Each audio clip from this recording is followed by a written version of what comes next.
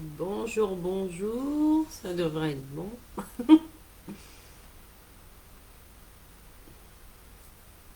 Bonjour, bonjour et bienvenue dans ce calendrier de l'Avent spécial tarot. Et oui, mais un tarot qui, comme vous l'avez peut-être déjà vu, puisqu'on en est au jour 16, un tarot qui nous aide aussi à donner du sens à notre vie.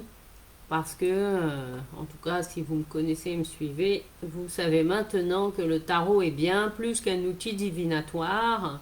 Et il prend tout son sens aujourd'hui avec la 16, la maison Dieu, non, euh, et dont l'intitulé de la vidéo, je l'ai appelé Réveille ton pouvoir d'éveil. Et oui, aujourd'hui, on ratisse plus large. Hier, c'était un soin spécifique sur une de nos énergies. Et bien là, le pouvoir d'éveil, eh bien, c'est alors quelque chose en même temps. C'est vrai qu'il y a une part de moi qui est consciente que oui, il y a des circonstances qui peuvent favoriser l'éveil, euh, des approches, des outils, c'est vrai, mais que voilà, comme nous le rappelle la carte, le jour où, poum, vous avez la méga prise de conscience de votre vie, et ben cet instant-là, en tout cas, on ne le maîtrise pas. C'est-à-dire, c'est pas nous qui allons décider, tiens, aujourd'hui j'ai envie de conscientiser ça. Alors, bien sûr, vous pouvez mettre des choses en place et faire, voilà, pour créer toutes les conditions pour que ça arrive.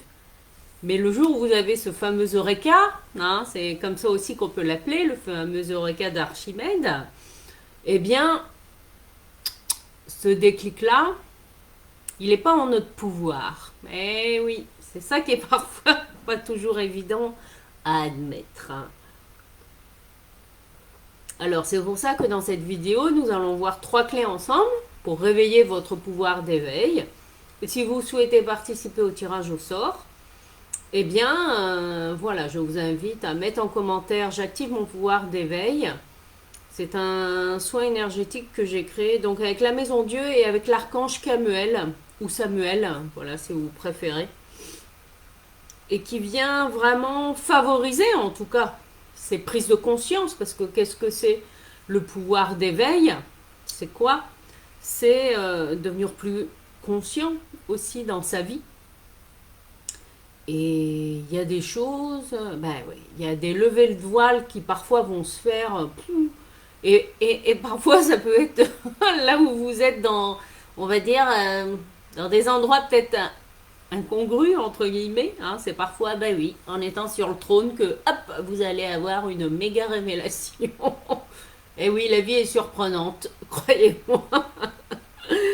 Alors, nous allons voir ensemble, donc, 3 points clés. Alors, la première clé, c'est l'étoile qui nous l'amène. Je vous la montre. L'étoile, la belle étoile. Ben, ce sera son jour demain. Alors, l'étoile, qu'est-ce qu'elle vient nous dire dans ce pouvoir d'éveil? Elle vient nous rappeler que déjà, la condition essentielle pour être dans un cheminement, on va dire, d'éveil, c'est reconnaître pleinement, en fait, notre lien avec la nature. Mm. Et oui, c'est être comme un enfant. Euh, alors c'est symbolique bien sûr, parce que je vous la remonte, voilà, le personnage il est nu, hein. On est dans la symbolique, elle n'a pas besoin de vêtements, puisque c'est la nature qui l'habille quelque part. Non. Tout comme la vie prend soin de nous, à condition qu'on la laisse le faire. C'est vraiment dans cette notion d'éveil, c'est vraiment un des aspects essentiels, c'est que, alors, il y a deux choses qui me viennent là hein, par rapport à la reliance à l'étoile. Il y a d'abord, donc, comme je vous disais, la reliance à la nature, c'est-à-dire être pleinement conscient que nous faisons partie de la nature. Mm. Et deuxièmement, quel est le pont qui nous sert eh bien, d'éveil dans notre vie humaine? Eh bien, c'est notre corps. Eh oui, c'est notre corps physique. Mm. Et oui, parce que celui-là, hein, jusqu'à temps que on l'emmènera pas avec nous, non, c'est sûr. Jusqu'à notre dernier souffle, en tout cas dans cette vie, c'est lui qui nous sert de véhicule de transport, en fait, dans cette vie. Et, et c'est notre relation à lui, en fait, qui va aussi nous aider à nous éveiller. Mm.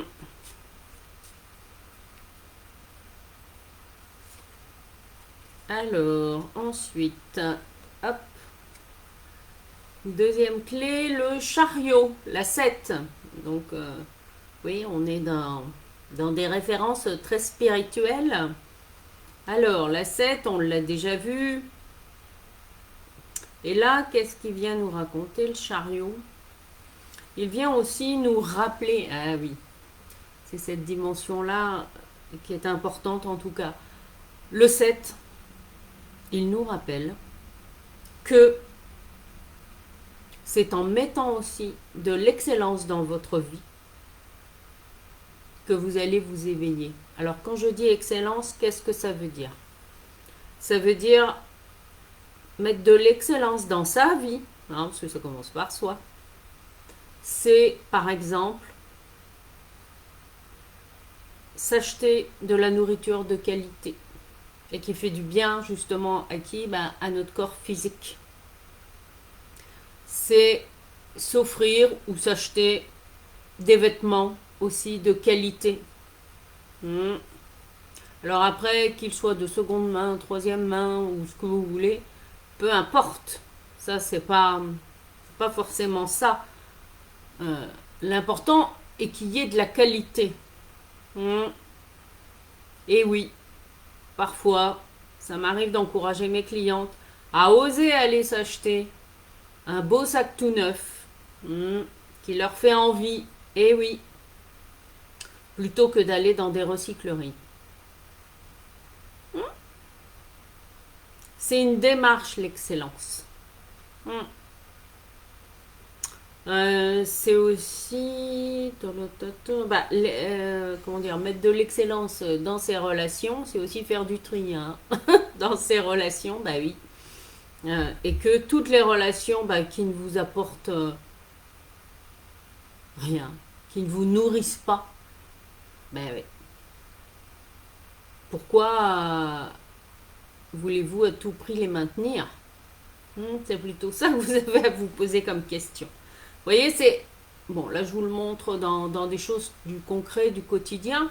C'est aussi, ben, chez vous, dans votre intérieur, également avoir des objets de qualité et que vous aimez. Et oui. Après, laissez votre imagination et votre créativité, justement, s'emparer de ce champ-là pour vous donner des idées de décoration, etc., etc. Alors, ensuite, dernier point, l'amoureux, la 6. La 6, alors.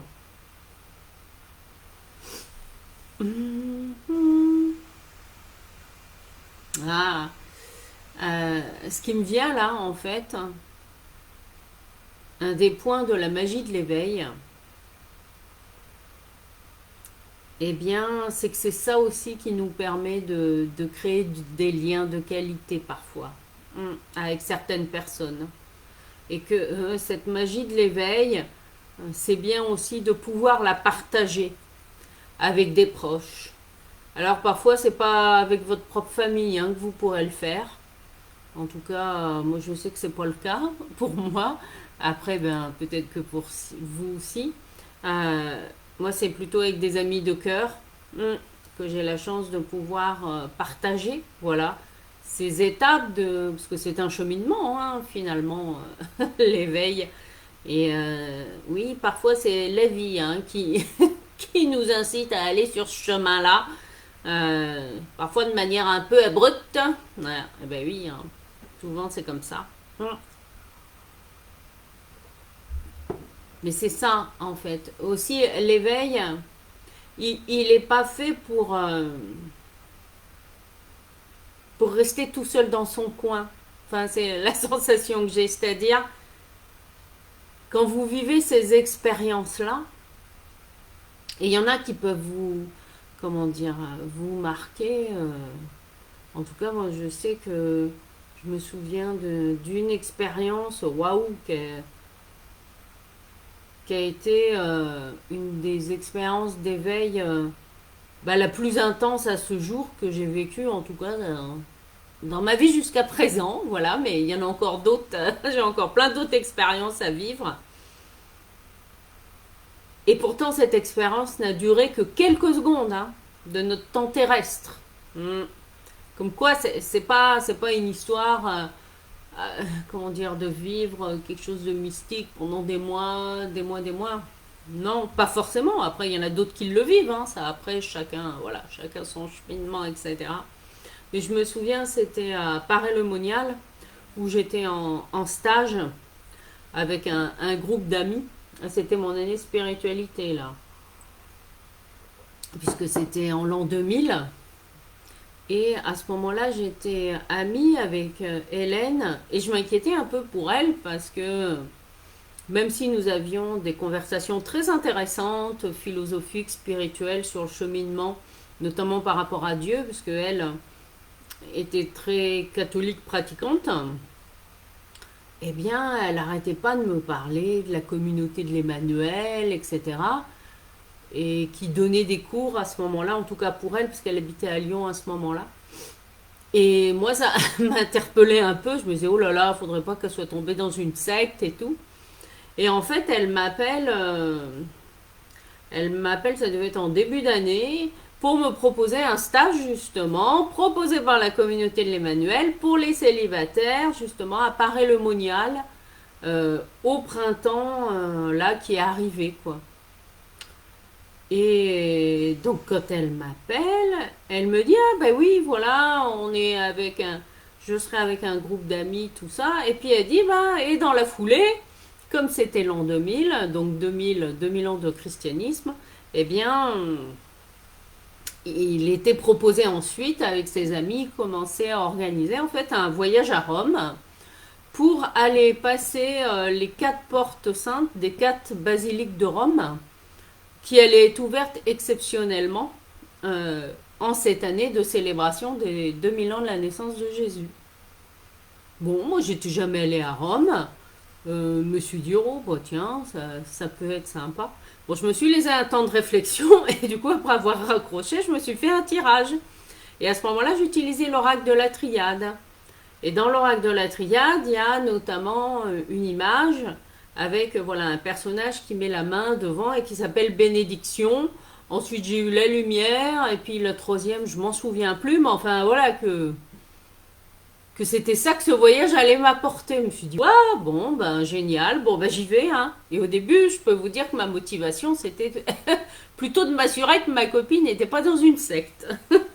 Mais ça a été, comment dire, celui qui croyait être pris, qui a été pris, enfin bon, bref. Et donc nous voilà partis en séminaire à Paray-le-Monial, où chaque jour il y avait un enseignement, voilà, par des laïcs, de certaines paroles de la Bible, voilà, qui étaient utilisées comme métaphore pour nous inviter à faire un cheminement dans notre vie personnelle.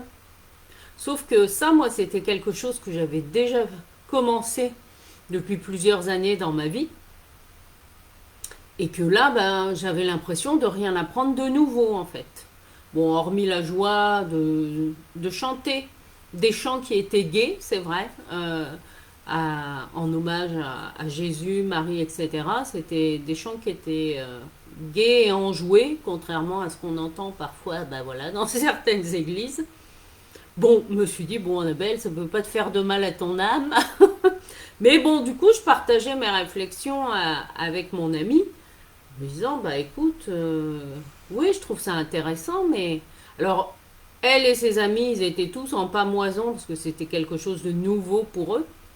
Et moi, toute la semaine, je me suis dit, mais qu'est-ce que je suis venue faire là? Voilà, parce que je m'ennuyais un peu, en fait. Et le dernier jour, euh, on nous a invités, en fait, à faire une procession avec des cierges, etc.